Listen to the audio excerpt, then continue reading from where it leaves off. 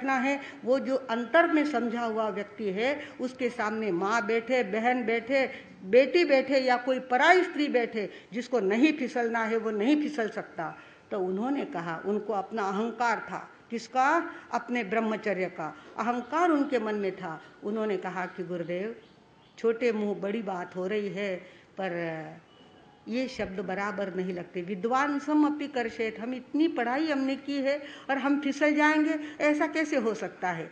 विद्वान सम अपि कर्षयेत, ये लाइन मत लिखो यहाँ पे, विद्वान सम नापि कर्षेत। विद्वान लोग नहीं फिसलते, बाकी सारे मूर्ख लोग फिसलते हैं, ऐसा आप लिख सकते हैं।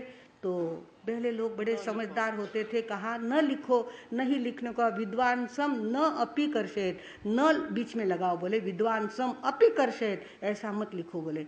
तो उन्होंने कहा ठीक है बेटा, अच्छी बात है। अब क्या होता है, दैविक शक्ति जब अंदर में काम करती है तो अनुकूल वातावरण मिले तो आगे चलती है, नहीं तो वो चुप बैठ जाती है। उनसे आगे कुछ लिखा गया नहीं और वहीं पर उन्होंने लेखनी रख दी। ये यहाँ से कहा गए नदी स्नान करने के लिए, नदी में गए, स्नान किया, झोपड़ी में आकर ध्यान किया और वापिस संध्या स्नान के लिए, स्नान करने के लिए नदी में गए। और शाम का सूरज डूब रहा था और उस समय वो संध्या करने के लिए, स्नान करने के लिए नदी में गए। स्नान करके बाहर निकले, जेमिनी व्यास मुनि तो झोपड़ी में बैठे हैं और जेमिनी कहाँ गए? नदी में स्नान करने के लिए। हिंदू धर्म में स्नान का बड़ा महत्व होता है। तो वे स्नान करके बाहर निकले तो उनको रोने की आवाज़ आने लग गई।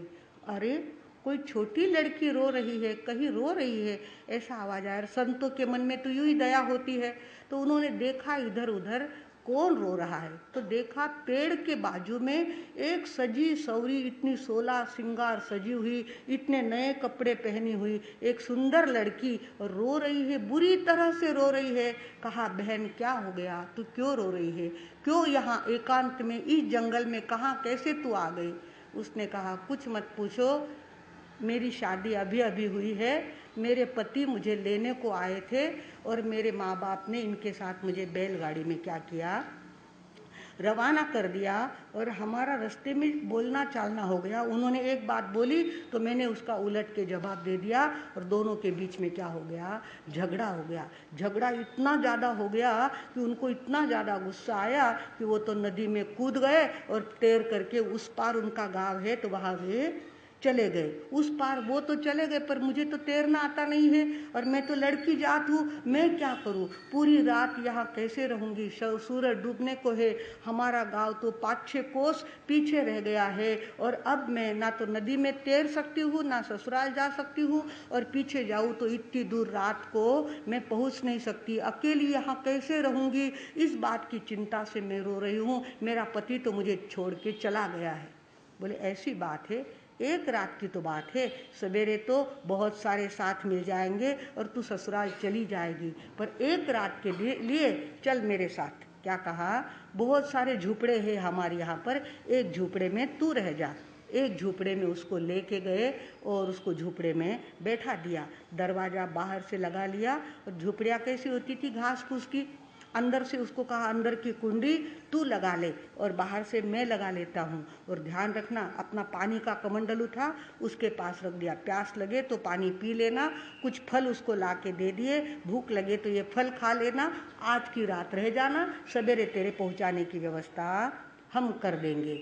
और सारी व्यवस्था करी और कहा कि देखो, कोई भी आवे तो दरवाज़ा खोलना मत, यहाँ सारे आदमी रहते हैं, सारे ब्रह्मचारी लोग रहते हैं, यहाँ दरवाज़ा खोलना नहीं, मैं भी आ जाऊँ तो दरवाज़ा खोलना नहीं। उसने कहा ठीक बात है, और वो आराम से अंदर में सिरहाना लेकर के सो गई। अब ये जेमिनी जी है, वो गए और क्या करने लग गए, ध्यान करने लगे। जैसे आग ढकी तो वो सुंदरी आग के सामने तैरने लगी उनको। अरे, ये क्या हो गया? वो लड़की मेरे सामने क्यों आ रही? मैं तो ब्रह्मचारी हूँ, मुझे कुछ नहीं करना है। अरे, लड़की को तो मैं व्यवस्थित रख के आया हूँ, कोई बात नहीं है। फिर ध्यान किया, फिर आसन बदला, ध्यान करने लग गए तो फिर से देखा, अरे वही लड़की सामने आ रही है, क्या बात है? फिर से ध्यान किया, फिर वही जैसे करीब आ रही है, आकर्षित कर रही है, उसकी तरफ मन खींचा जा रहा है। मन में ध्यान का आनंद ही नहीं आ रहा है, ध्यान की गहराई में उतरने की इच्छा ही नहीं हो रही है। वही लड़की वही लड़की वही लड़की सामने नजर आ रही है। क्या हो गया? जरूर उस लड़की को कोई तकलीफ होगी, इसके लिए मुझे ऐसा हो रहा है। मन बड़ा विचित्र होता है, बड़ा चालाक होता है। रास्ता क्या निकाला उसने कि उस लड़की को कोई तकलीफ होगी, इसके लिए मुझे ऐसा हो रहा है, चलो जाके देख के आते हैं। और अंदर का वो धुत्तारा मन क्या कहता है? एक बार देखने का चांस फिर से ले ले। हाथ में आया चांस क्यों छोड़ता है? दोबारा अच्छी तरह से निरखे, उस लड़की को देख ले। ऐसी सुंदर लड़की जो जिंदगी में कभी नहीं देखी, ऐसी लड़की देखने का चांस है, एक बार चल और देख के आ जाए। और मन को क्या समझाया? उसको कोई तकलीफ होगी, इसके लिए देखने जाता हूँ। जैसे ही उन्होंने देखने के लिए कदम उठाना चालू किया, उनका पौरुष जागृत होने लग गया और मन में और ज्यादा तीव्र अट्रैक्शन होता गया। और झोपड़ी तक गए, तब तक तो उनके मन में ऐसी भावना होगी, कहाँ का ब्रह्मचर्य और कहाँ का त्याग और कहाँ की बोर लाइफ। ऐसी सुंदर लड़की हाथ में आई, कैसे छोड़ दे? और क्यों छोड़े? हम कोई पुरुष नहीं है जो ऐसे हाथ में आई हुई शिकार को छोड़ दे। नहीं, एकदम से भावना से वो क्या हो गए? कड़क ब्रह्मचारी थे। एक रत्ती मात्र का जिंदगी में दोष लगा हुआ नहीं था। झोपड़ी तक गए, तब तक तो पूरे भावना से भर गए। और जा करके दरवाजा खटखटाया, दरवाजा खोल। उसने कहा कौन हो? बोले वही जो तुम्हें यहाँ पर सुरक्षित करके गया था, वही मैं आया हूँ। क्या काम है? बोले मेरी माला वहाँ रह गई। अब आदमी उल्टे रास्ते पे चलता है तो झूठ बोलना भी काय की माला और काय का क्या कुछ नहीं था वहाँ पे। बोले मेरी माला वहाँ पे रह गई है। ओहो, तो बोले यहाँ माला वाला कुछ नहीं है, दरवाजा नहीं खोल सकती मैं। बोले दरवाजा खोलना पड़ेगा, आप ही ने कहा था कि मैं आऊँ तो भी दरवाजा मत खोलना, अब मैं दरवाजा नहीं खोल सकती। अरे बच्ची की जात, तूने क्या समझा है? मैं नामर्द हूँ? तू दरवाजा नहीं खोल देगी तो क्या मैं यूं ही चला जाऊंगा? मैं ऐसा नहीं जा सकता। और उन्होंने क्या किया? घास फूस की तो झोपड़ी है, लगाई छलांग और झोपड़ी के ऊपर चढ़ गए। गुरु को क्या कहा था उसने? विद्वांसम नापि कर्षेत। गुरु ने क्या लिखा था? माता श्वश्रा दुहित्रा वा न विविक्तासनो भवेत, बलवान इंद्रिय ग्रामो विद्वांसम अपि कर्षेत। इंद्रियों का गांव इतना बलवान है कि बड़े बड़े विद्वान भी फिसल जाते हैं। तो जेमिनी ने ऑब्जेक्शन लिया था, विद्वानों पर कलंक मत लगाओ, विद्वान नहीं फिसल सकते, आप ये लाइन बदल दो। ऐसा किसको कहा? जेमिनी ने व्यास मुनि को कहा था।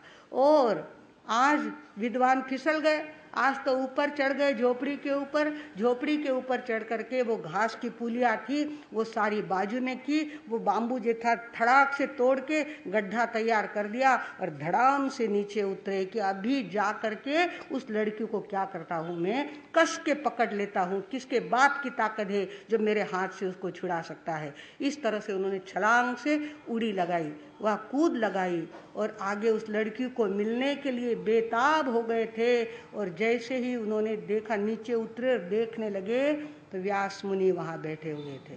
कौन बैठे थे? व्यास मुनि। वही लिखने की पोज, वही कागज, वही पेन, वही लंबी दाढ़ी सफेद, वही बूढ़ा शरीर, और वहाँ बैठा हुआ था। वो तो लड़की देखने के लिए अंदर आया था और जेमिनी ने देखा कि अरे बाप रे, पूज्य गुरुदेव यहाँ पर विराजमान है, ये क्या बात हो गई? करायला गेलं एकच झालं, भलतंच, ये क्या हो गया? और तब व्यास मुनि ने कहा, बेटा अब बता यहाँ पे क्या लिखूं? विद्वांसम अपि कर्षयेत कि विद्वांसम नापि कर्षयेत? विद्वान भी फिसल जाते हैं, ये बात सच है, या विद्वान नहीं फिसलते, ये बात सच है? उसने कहा, गुरुदेव आपकी माया अगाध है, आप इतना रूप बदल। बोले वो लड़की कौन थी? मैंने रूप बदला था, मैंने ही लड़की का नाटक सारा मैंने किया था तुझे सीख देने के लिए। मेरा इंट्यूशन कहता था कि पुरुष की जात ऐसी है, उसके सामने अकेले में लड़की बहन हो, बेटी हो या माता हो, अकेले के साथ अकेले कमरे में सोना नहीं चाहिए। एक बिस्तर पे सोना नहीं। या तो मारी सग्गी माँ है उरा साथे सुत्ता त कई बिगड़े, आ मारी सग्गी बहन है इरा साथे फिर्या त कई बिगड़े, आ मारी बेटी है इन्हें किसो भी मारा मांडी मते बैठायो तो कई बिगड़े। इस तरह से नहीं चलता। आज दुनिया इतनी ज़्यादा बदल गई है भागवानों, फूल खिलने से पहले झर रहे हैं।